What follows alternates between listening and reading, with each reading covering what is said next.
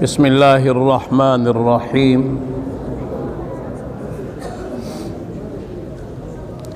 الحمد للہ وحدہ والصلاة والسلام علی من لا نبی بعدہ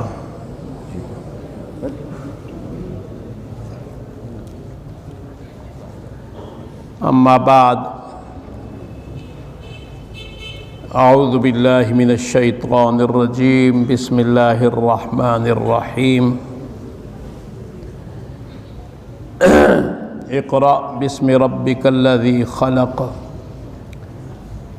خلق الانسان من علق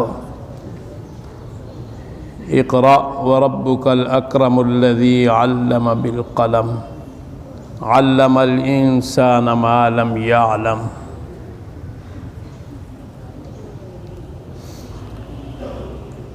قال النبی صلی اللہ علیہ وسلم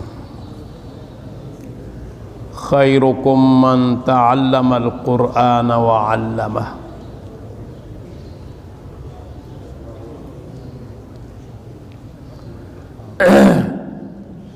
صدق اللہ العلی العظیم وصدق رسولہ النبی الکریم۔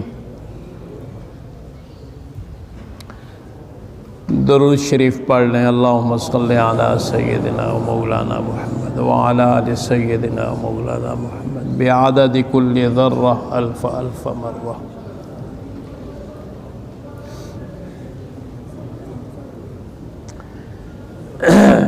اساتذہ کرام،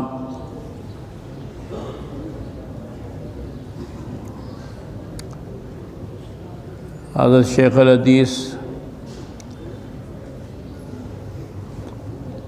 مولانا مفتی صداقت علی صاحب، مولانا شاہد اللہ صاحب،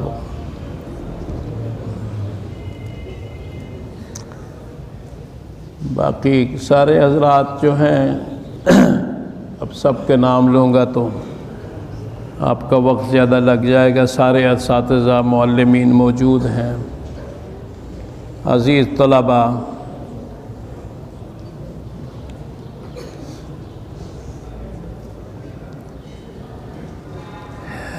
انسان کو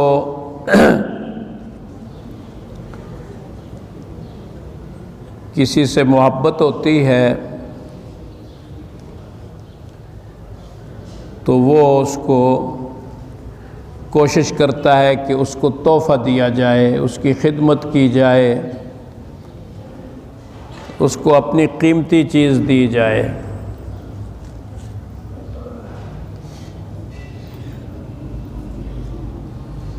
جس سے اس کا دل خوش ہو جائے۔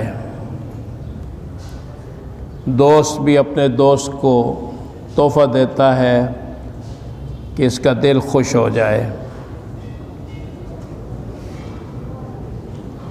اللہ رب العزت جو اپنے مقرب بندے اس کے ہیں، اللہ کے جو دوست ہیں، اللہ کو جن سے پیار ہے، محبت ہے، اللہ نے بھی ان کے لیے تحفہ جو ہے بھیجا ہے، اپنی کتاب اور اس کا علم، قرآن و حدیث سے متعلق جو علوم جو آپ پڑھ رہے ہیں، تو آپ اللہ کے مقربین ہیں، اللہ کے قریبی لوگ ہیں آپ۔ حدیث شریف میں آتا ہے کہ جس شخص کو اللہ نے قرآن کی دولت، دین کی دولت عطا فرمائی ہے، وہ قرآن کا حافظ ہو گیا ہے، عالم ہو گیا ہے، قاری ہو گیا ہے، تو یہ تو بہت بڑی دولت ہے، بہت بڑی خوش نصیبی ہے۔ اب وہ اگر کسی کو دیکھتا ہے کہ اس کے پاس بڑی بہترین گاڑی ہے، اس کے پاس گاڑی نہیں ہے، اس کے پاس بہت خوبصورت مکان ہے، اس کے پاس مکان نہیں ہے، اس کے آگے نوکر چاکر ہیں، یہ غریب اپنا کام خود کرتا ہے، اپنے کپڑے بھی دھوتا ہے، اپنے برتن بھی دھوتا ہے، اس کو کوئی بڑا منصب مل گیا ہے، بڑی تنخواہ ملتی ہے، اور یہ اللہ کے گھر میں بیٹھ کر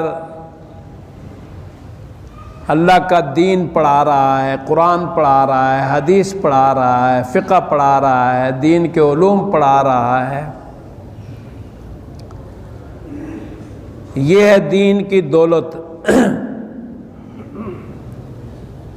بات سمجھ آئی کہ نہیں؟ یہ بہترین سرمایہ ہے۔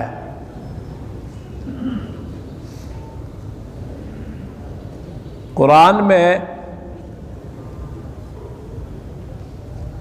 سورہ آل عمران میں فرمایا زُيِّنَ لِلنَّاسِ حُبُّ الشَّهَوَاتِ مِنَ النِّسَاءِ وَالْبَنِينَ وَالْقَنَاطِيرِ الْمُقَنطَرَةِ مِنَ الذَّهَبِ وَالْفِضَّةِ، ساری دنیا کی وہ چیزیں یہاں پہ بیان کر دیں کہ جن سے انسان کے دل میں رغبت ہوتی ہے۔ حب الشہوات، خواہشات کی محبت اللہ نے انسان کے لیے خوبصورت بنا کے رکھ دی ہے دنیا میں۔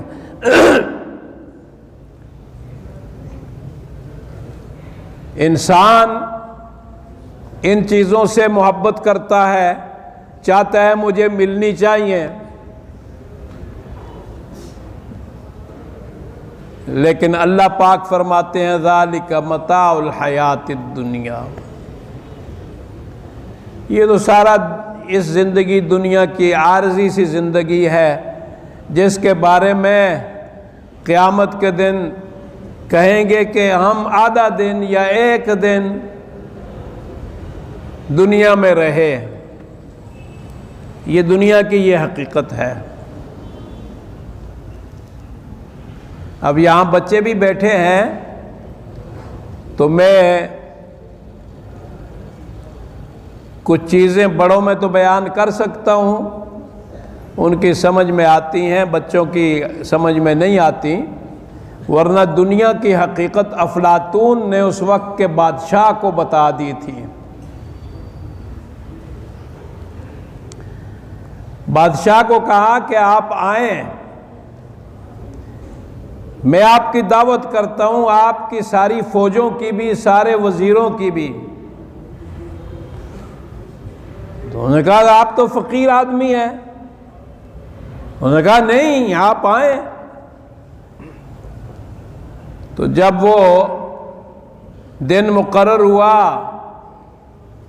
تو وہ آیا، ایک صحرا بتایا تھا، تو اس میں دیکھا کہ وہ خوبصورت محل بنے ہوئے ہیں اور قالین بچھے ہوئے ہیں اور روشنیاں ہیں اور سب کچھ ہے۔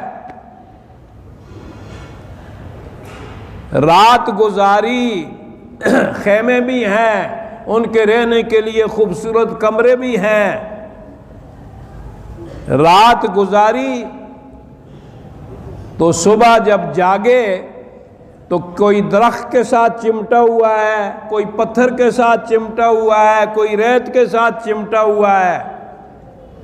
تو بادشاہ نے کہا افلاطون سے کہ یہ کیا ہے؟ تو افلاطون نے کہا یہ تمہاری دنیا ہے۔ یہ بات بڑے لوگ سمجھ سکتے ہیں، بچوں کو سمجھ نہیں آتی۔ افلاطون نے ایک کرامت بتائی کہ وہ ساری چیزیں کچھ بھی نہیں تھیں، اور ان سب کو وہ سب نظر آ رہی تھی رنگین۔ تو یہی ایک دھوکہ ہے انسان کی نظر کا کہ یہ جو کچھ ہم محلات یہ سب کچھ دیکھ رہے ہیں یہ حقیقت میں کچھ بھی نہیں ہے۔ تو فرمایا جس کو یہ دنیا ملی ہے اس کی طرف دیکھ کر جس کو دین ملا ہے، جس کو قرآن ملا ہے، جس کو حدیث ملی ہے، سوکھی روٹی کھا لیتا ہے، پانی سے کھا لیتا ہے، یہ اس کو دیکھ کر اگر دل میں یہ تمنا کرتا ہے اس کو بہت کچھ مل گیا، مجھے تو کچھ نہیں ملا، تو نبی علیہ السلام فرماتے ہیں کہ اس نے اللہ کی نعمت کی ناقدری کی ہے، اس نے اللہ کی نعمت کی ناقدری کی ہے۔ بھائی جو چیز آپ کو قبر میں کام آئے گی، یہ ساری دنیا تو قبر میں پیچھے رہ جائے گی، خالی ہاتھ۔ جن لوگوں نے ساری دنیا پہ بادشاہت کی، دنیا سے گئے تو خالی ہاتھ گئے، اور بعضوں کو تو وہ 2 گز کی وہ مٹی بھی، زمین بھی نہیں ملتی ہے۔ وہ بات سمجھ آئی کہ نہیں؟ بعضوں کو تو کفن بھی نہیں ملتا ہے، خالی ہاتھ دنیا سے جاتے ہیں، یہ یہیں پہ رہ جاتی ہے۔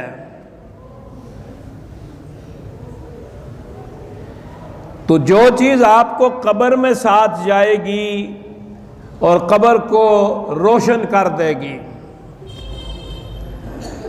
جب منکر نکیر آئیں گے تو قرآن مجید آ جائے گا سامنے، قبر کو منور کر دے گا 14ویں کے چاند کی طرح روشن ہو کر، تو وہ منکر نکیر کہیں گے او بس بھائی اس کی تو حجت آ گئی ہے اب،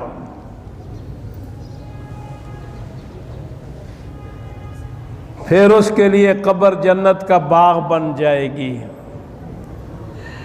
پھر مزے کرے گا۔ پھر آگے جب قیامت کے دن اٹھے گا تو یہ جو دین سے دور ہیں ان کو دنیا ملی ہوئی ہے، تو قیامت کے دن کو حسرت کا دن کہا ہے۔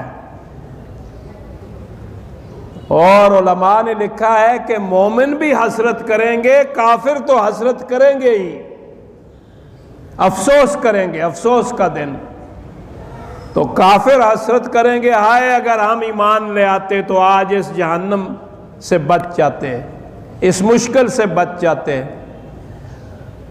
اور مومن جو ہیں وہ افسوس کریں گے کہ ہم اور اچھے نیک عمل کرتے تو یہ جو بجلی کی طرح گزر گئے ہیں پل صراط سے، ہم بھی اسی طرح گزرتے۔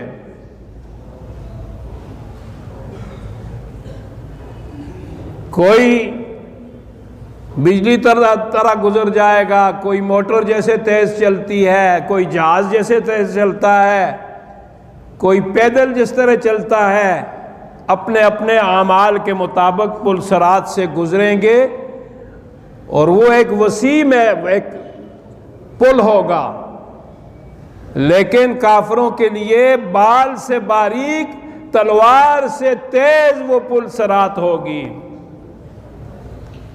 تو بال سے باریک اور تلوار سے تیز پہ کوئی گزر سکتا ہے؟ تو وہاں کہیں گے انظرونا نقتبس من نورکم، آپ لوگوں سے کہیں گے کہ دیکھو ہم بھی آپ کے بھائی بند ہیں، ذرا تھوڑا سا آپ ہمیں بھی اپنی روشنی سے کچھ دیں کہ ہم بھی گزر جائیں۔ یہ آیت پڑھی ہے نا سورہ حدید میں آپ نے، تو جواب ملے گا قیل ارجعوا وراءکم فالتمسوا نورا۔ اور بھائی یہ تو ہم دنیا سے لے کے آئے ہیں نا، تم دنیا سے لے کے نہیں آئے ہو، لوٹ جاؤ دنیا میں، وہاں سے لے کے آؤ۔ تو دنیا میں تو نہیں لوٹیں گے نا۔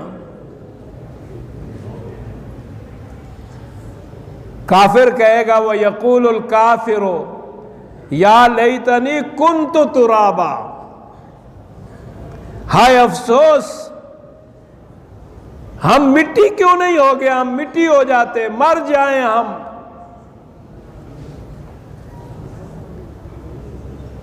جو جہنم کا دروغہ ہوگا مالک سے کہیں گے اپنے رب سے درخواست کرو کہ ہمارے اوپر موت لے آئے۔ تو حسرت ہوگی کہ نہیں؟ ہمیں تو حسرت ہوگی نا کہ ہم اپنے بڑوں کو دیکھیں گے، وہ تو بڑے اونچے مقام پہ ہوں گے، ہم اتنے مقام پہ نہیں ہوں گے۔ کسی نے ایک امام سے پوچھا خواب میں کہ جنت میں آپ کے ساتھ کیا ہوا کہ اللہ نے بڑی مہربانی کی، اللہ نے بڑا مقام دیا؟ پوچھا یہ 7ویں قاری امام حمزہ ان کے بارے میں، تو کہنے لگے کہ وہ تو اتنی بلندی پر ہیں جس طرح زمین سے ستارے نظر آتے ہیں۔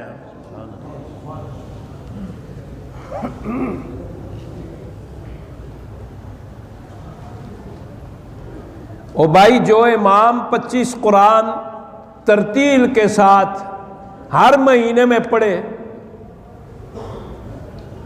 28 قرآن ترتیل کے ساتھ ہر مہینے میں پڑھے، میں کوشش کرتا ہوں کہ 2 قرآن دو پارے پڑھ لیا کروں، لیکن بعض جگہ پھنس جاتا ہوں، وہ پوری تفسیر دیکھنی پڑتی ہے، وہ بعض کلمات ایسے ہیں کہ ان کا بار بار ترجمہ دیکھنا پڑتا ہے۔ تعوذہم عزا، بعض کلمات قرآن میں ایسے ہیں کہ آپ بار بار ان کو دیکھیں گے۔ تو سیدنا امام حمزہ، ایک امام نے اپنی بہن سے کہا روتی کیوں ہو؟ میں نے اس کونے میں 24,000 قرآن مجید ختم کیے ہیں، اور میرے بیٹوں کو کہہ دو کہ یہاں پر اللہ کی نافرمانی کہیں ان سے نہ ہو جائے۔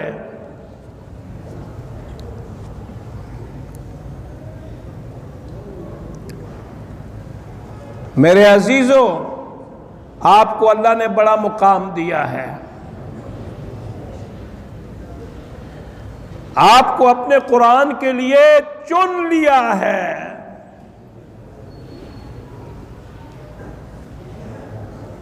ثم اورثنا الکتاب الذین اصطفینا من عبادنا، اللہ پاک فرماتے ہیں اس مخلوق میں سے، ان لوگوں میں سے ہم نے اپنے بندوں میں سے قرآن کے وارث بنا دیا ہے کچھ لوگوں کو۔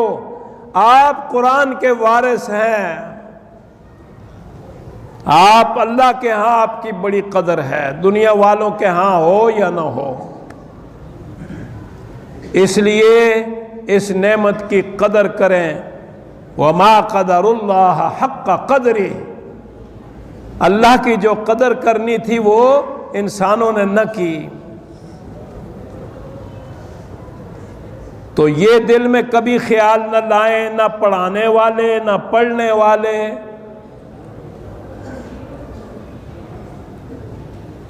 میں اللہ کی قسم اٹھا کے آپ کو کہتا ہوں کہ دنیا میرے پیچھے دوڑی ہے،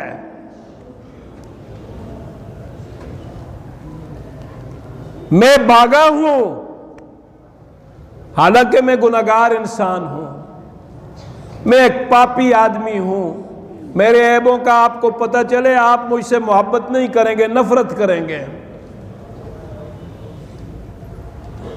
لیکن قرآن کی برکت، قرآن کی خدمت، قرآن کے بارے میں اخلاص،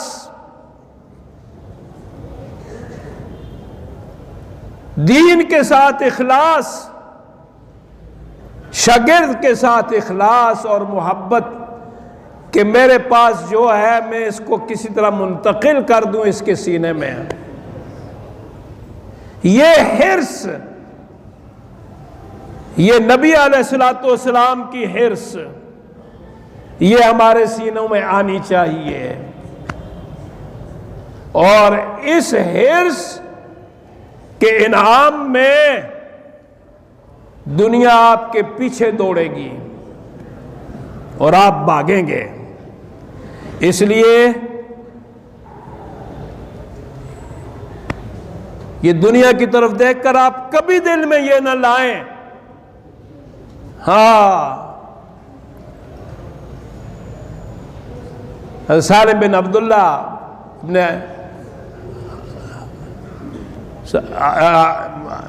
عبداللہ ابن عمر یعنی سیدنا عمر فاروق رضی اللہ تعالی عنہ کے بیٹے عبداللہ ابن عمر، ان کے بیٹے ہاں احادیث، بڑی احادیث ان سے مروی ہیں صحاح ست میں، بیت اللہ شریف کا طواف کر رہے ہیں،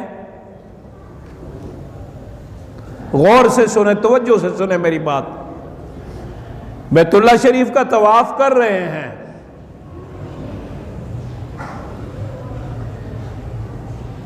اس وقت کے خلیفہ عبد الملک نے دیکھا کہ بڑا خوبصورت نوجوان بڑی متانت کے ساتھ طواف کر رہا ہے اور کپڑے پھٹے ہوئے ہیں،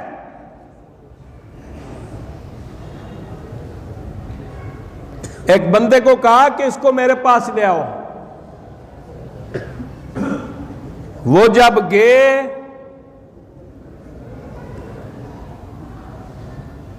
تو پوچھا تم کون ہو؟ اپنے باپ کا نام بتایا، انہوں نے کہا اچھا تم عمر فاروق کے پوتے ہو،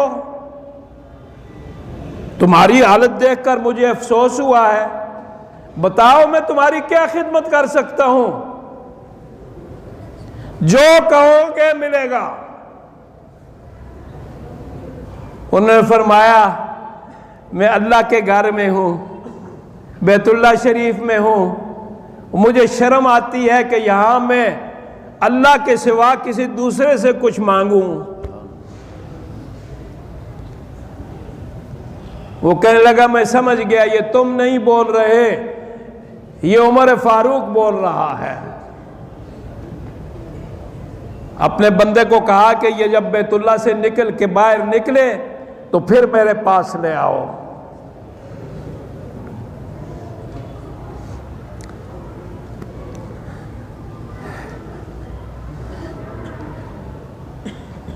جب وہ باہر نکلے تو ان کو کہا کہ آپ کو خلیفہ بلا رہے ہیں، آپ آئیں۔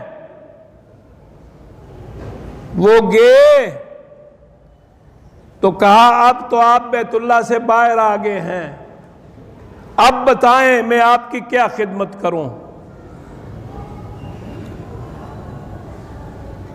جواب دیا آپ میری خدمت آخرت کی کوئی کر سکتے ہیں یا دنیا کی؟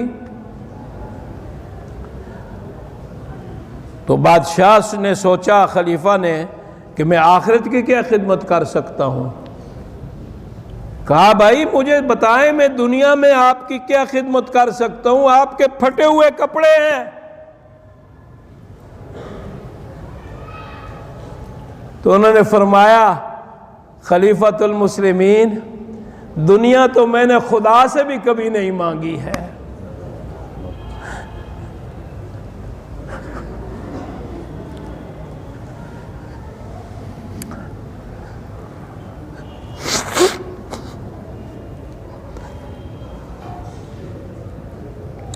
دنیا تو میں نے خدا سے بھی کبھی نہیں مانگی،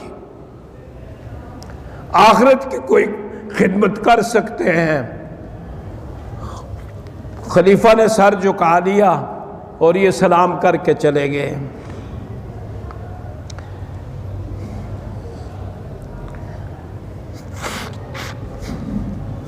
مولانا ابوالکلام آزاد فرماتے ہیں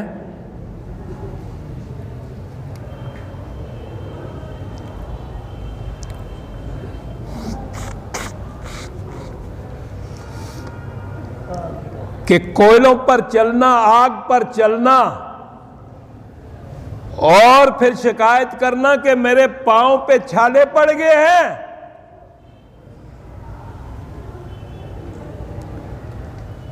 او بھائی تمہیں کس نے مجبور کیا تھا؟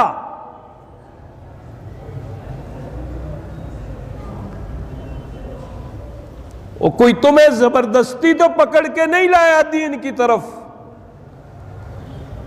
خود آئے ہو دین کی طرف، اللہ نے تمہیں دین کی طرف لایا ہے۔ اب اگر پاؤں پہ چھالے بھی پڑتے ہیں، انگاروں پہ چلنا بھی پڑتا ہے، آگ پہ چلنا بھی پڑتا ہے، آگ میں ڈالے بھی جائیں گے تو دین کو ہاتھ سے نہیں جانے دیں گے۔ اور یہی مومن کی صفت ہے۔ حدیث میں آیا کہ اگر اس کو آگ میں بھی ڈالا جائے تو پھر بھی وہ اسلام سے نہیں پھرے گا۔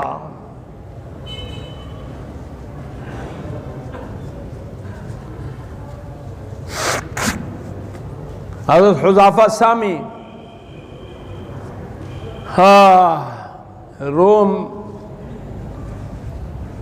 کے بادشاہ، رومیوں سے کہیں کسی جگہ لڑائی ہو رہی تھی تو چند ساتھی گرفتار ہو گئے اور یہ بھی گرفتار ہوئے۔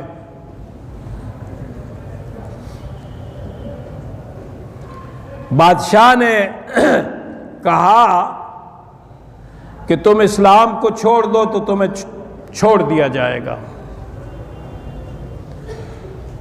انہوں نے کہا یہ تو نہیں ہو سکتا۔ حضرت حذیفہ سامی رضی اللہ تعالیٰ عنہ سے کہا کہ تم اتنا کہہ دو کہ تمہاری جگہ محمد صلی اللہ علیہ وسلم ہوتے ہیں۔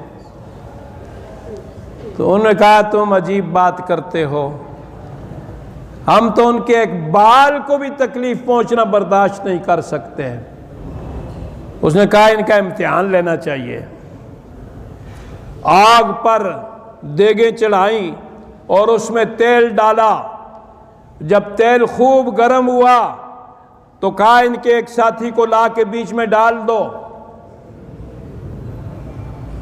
اب جب تیل جوش مارے اور انسان اس میں ڈال دیا جائے تو اس کی تو ہڈیاں بھی ختم ہو جاتی ہیں۔ دیکھا تو حذیفہ سامی، ان کی آنکھوں سے آنسو آ رہے ہیں۔ اس نے سوچا شاید اب ڈر گیا ہے۔ کہا کہ اب تم نے موت دیکھ لی، اب بھی تم اسلام کو چھوڑ دو۔ وہ کہنے لگا میرے آنسو اس وجہ سے نہیں نکلے، آنسو اس وجہ سے نکلے ہیں کہ یا اللہ تو نے تو ایک ہی جان دی تھی،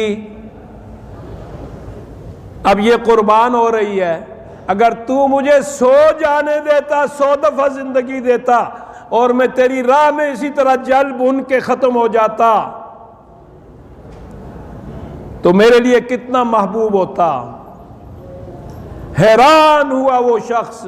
اس نے کہا اچھا میری پیشانی پہ بوسہ دے دو، میں چھوڑ دیتا ہوں۔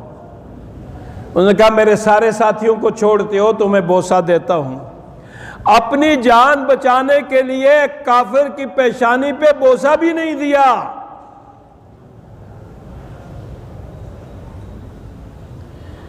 سارے اپنے بھائیوں کو چھڑوا کے لے گیا۔ لے کے جب گئے تو سیدنا عمر فاروق رضی اللہ تعالیٰ عنہ کا دور تھا۔ سارے مدینے والوں کو کہا کہ باہر نکلو، حذیفہ سامی جو ہے ان کا استقبال کرو اور سارے ان کی پیشانی کو چومو۔ آپ کا یہ مقام ہے، آپ کا بلند ترین مقام ہے۔ میں نے صدر ایوب کے زمانہ سے دیکھا، ہر دور میں دینی مدرسوں والوں کو ستایا گیا اصلاحات کے نام پر۔ یہودیوں کے بھی مدرسے ہیں، ان کے ساتھ کوئی کسی قسم کی چھیڑ نہیں ہے۔ عیسائیوں کے بھی مدرسے ہیں، ان کے ساتھ کوئی چھیڑ نہیں ہے۔ لیکن اسلام کے مدارس جو ہے وہ ان کی نظروں میں کھٹکتے ہیں، اور ہم اس وقت غلام ہیں، محکوم ہیں۔ اور علامہ اقبال مرحوم نے فرمایا تھا، ہے جرم ضعیفی کی سزا مرگ مفاجات۔ آج آپ کا عمران خان کہتا ہے اسرائیل کو تسلیم کرنے کے لیے مجھ پر دباؤ ہے۔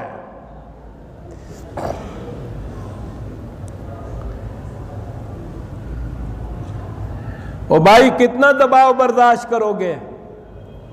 دباؤ کی وجہ سے جو مرد مجاہد دنیا کا تھا اسامہ، اس کے ساتھ تم نے کیا کیا؟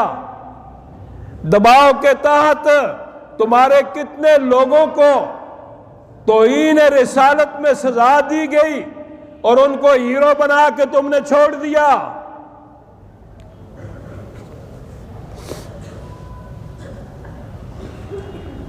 اور یہ دباؤ کیوں قبول کرتے ہیں؟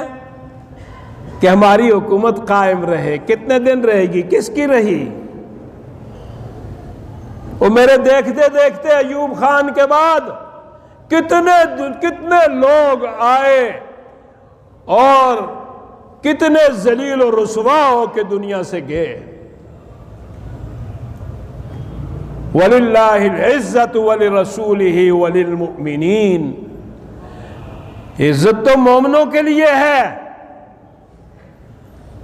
اللہ کی اور اللہ کے رسول کے لیے ہے، منافقوں کی کوئی عزت نہیں ہوتی ہے۔ اس لیے اللہ کی قسم ہمارے دلوں میں ایک رائی کے برابر بھی کوئی فکر نہیں ہے کہ یہ لوگ یہود و نصارہ کے ایجنٹ بن کر، ان کے اعلی کار بن کر یہ دینی مدارس کو، دینی تعلیم کو کوئی نقصان پہنچا سکیں گے۔ ای خیال است و محال است و جنو، یہ بازو میرے آزمائے ہوئے ہیں۔ بات سمجھ آئی کہ نہیں؟ اس لیے آپ بالکل سکون کے ساتھ اپنی تعلیم حاصل کریں۔ اسلام کی تعلیم میں یہ ہے کہ آپ کسی جانور کو بھی نہیں ستا سکتے، آپ ایک چیونٹی کو بھی نقصان نہیں پہنچا سکتے۔ اسلام کی تعلیم آپ کو آداب سکھاتی ہے۔ الدین کلہ ادب، دین مکمل ادب کا نام ہے۔ مسجد کا ادب، کتاب کا ادب، قرآن کا ادب، حدیث کا ادب، بڑے کا ادب، والدین کا ادب، بڑے بھائی کا ادب، اپنے استادوں کا ادب، دین تو آپ کو یہ سکھاتا ہے۔ دین تو آپ کو خوبصورت گفتگو سکھاتا ہے۔ موسیٰ علیہ السلام سے اللہ پاک نے کیا فرمایا تھا؟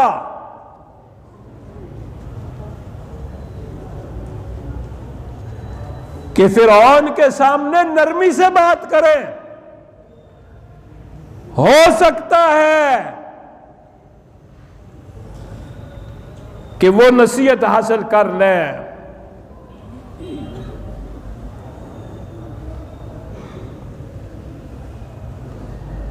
تو آپ کو تو آداب دین یہی سکھاتا ہے کہ آپ گفتگو میں بھی اچھا طریقہ اختیار کریں۔ آپ معاف کر دیں تو زیادہ بہتر ہے۔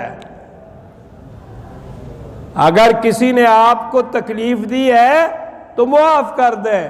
اگر آپ کو کوئی برا کہہ رہا ہے تو آپ برداشت کریں، خاموشی اختیار کریں۔ سیدنا ابوبکر صدیق رضی اللہ تعالیٰ عنہ کو ایک شخص برا کہہ رہا تھا، وہ خاموش تھے۔ اس کے بعد انہوں نے آگے سے جب جواب دیا تو نبی علیہ السلام نے فرمایا کہ ابوبکر، اللہ نے 2 فرشتے مقرر کیے تھے تمہاری طرف سے جواب دیتے تھے، جب تو نے خود اپنی زبان چلائی تو وہ فرشتے ہٹ گئے۔ تو آپ جس کام کے لیے آئے ہیں اسی کام میں آپ منہمک رہیں، کوشش کریں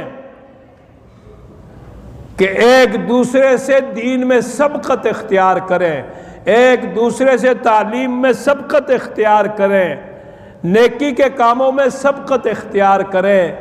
پھر آپ اپنے ہمسایوں کو، آپ دوسرے لوگوں کو اپنے اخلاق سے، اپنے کردار سے دین کی طرف لائیں گے، وہ بھی اپنے بچوں کو قرآن پڑھائیں گے۔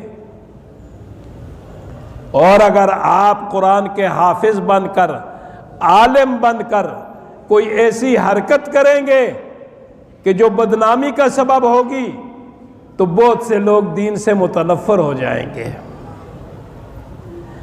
تو میں اسی پر اکتفا کرتا ہوں۔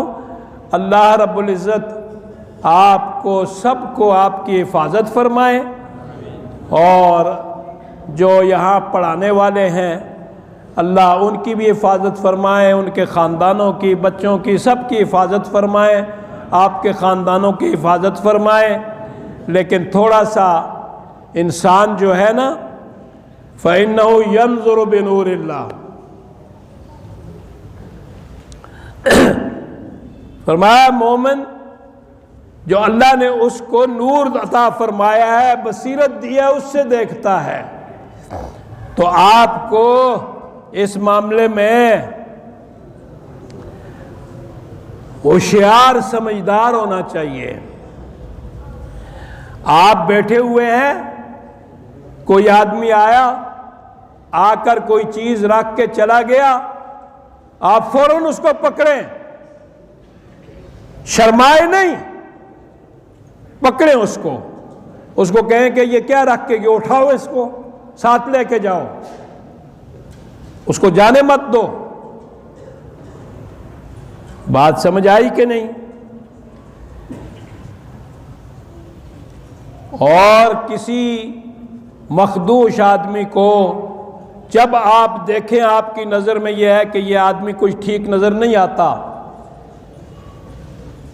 اس کا آپ خیال کریں کہ یہ کوئی حرکت نہ کرے، بڑوں کو بتائیں۔ اور جو طلباء مدارس میں رہتے ہیں، اپنے پاس کسی آدمی کو، چاہے وہ کہے میں تمہارے گاؤں کا ہوں یا میں تمہارے ساتھ فلاں مدرسے میں تھا، بھائی ہمیں اجازت نہیں ہے۔ آج کل کے جو حالات ہیں، ان میں آپ کسی کو اپنے ساتھ مت ٹھہرائیں، نہ کسی کا سامان رکھیں، کہے جی یہ اپنے پاس رکھ لو، میں آ کے لے جاتا ہوں۔ سامان بھی کسی کا نہ رکھیں، اپنا موبائل کسی کو استعمال کرنے کے لیے نہ دیں۔ کوئی کہے کہ موبائل دے دو، میں کسی کو کال کرتا ہوں، ورنہ آپ مصیبت میں پھنس جائیں گے۔ اور دوسری بات آپ سے یہ کہنی ہے کہ یہ جو آج کل کرونا ہو رہا ہے، واقعی یہ ایک مرض ہے، ایسا نہیں ہے کہ صرف پروپیگنڈا ہے، مرض ہے۔ لیکن یہ وبائیں جو ہیں، ان کا حقیقی علاج کیا ہے؟ قرآن میں اللہ پاک فرماتے ہیں کہ جب ان پر گرفت آئی، اللہ کی پکڑ آئی، تو پھر انہوں نے اللہ کے سامنے عاجزی کیوں نہیں کی ہے؟ مچھلی کے پیٹ میں تھے نا یونس علیہ السلام، تو بھائی مچھلی کا پیٹ، پھر سمندر، کتنے اندھیرے تھے۔ تو یونس علیہ السلام نے تسبیح پڑھی، لا الہ الا انت سبحانک انی کنت من الظالمین۔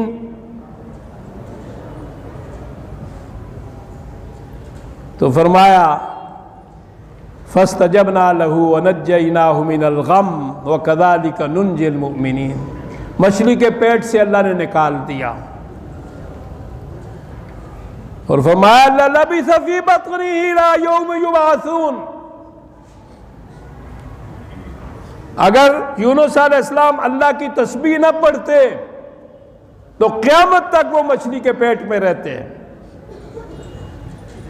تو بھائی تکلیفوں سے، مصیبتوں سے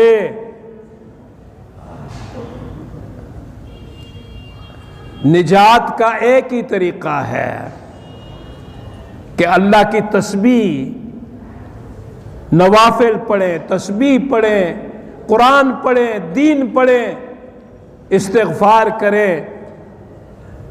تو آپ لوگ قرآن پڑھتے ہیں، اللہ آپ کی حفاظت فرمائیں گے، لیکن احتیاطی تدبیر جو ہمارے بزرگوں سے، ہمارے اسلاف کرام سے آئی ہے، وہ یہ ہے کہ آپ لوگ خصوصاً جو بڑی عمر کے حضرات، میری جیسی عمر کے لوگ ہیں، ان سے ہاتھ نہ ملائیں، اور آپس میں بھی کوشش یہ کریں کہ ہاتھ زیادہ ملانے اس سے بچیں، معانقہ نہ کریں، ایک کی منہ کی جو ہے وہ لعاب آپ کے منہ میں نہ جائے، اور اگر کسی کو زکام ہو جائے تو زکام کے لیے پہلے تو یہ تھا جی 3 دن تک صبر کریں، لیکن آج کل صبر نہ کریں، آپ فوراً اس کا علاج کروائیں۔ اگر اس کے ساتھ بخار بھی ہو اور اس کے ساتھ آپ کا بدن بھی ٹوٹ رہا ہو، کھانسی بھی ہو، تو پھر یہ فلو بعض دفعہ بگڑ جاتا ہے، اور یہ فلو بھی خطرناک ہو جاتا ہے، اور اسی طرح کا مرض کورونا کا بھی ہے۔ کوئی متعدی مرض نہیں ہے کہ آپ بیٹھے ہیں اور ہمیں لگ جائے گا، ہم بیٹھے ہیں اور آپ کو لگ جائے گا، یہ ایسا نہیں ہے۔ بات سمجھ آئی کہ نہیں؟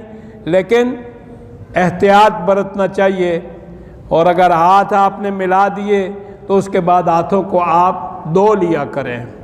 جتنی احتیاط ڈاکٹر کہتے ہیں اتنی احتیاط آپ کریں، اور اللہ پہ توکل کریں، اللہ پہ بھروسہ کریں، اور آپ قرآن پڑھتے رہیں، تسبیحات پڑھتے رہیں، اللہ آپ کی حفاظت فرمائیں گے۔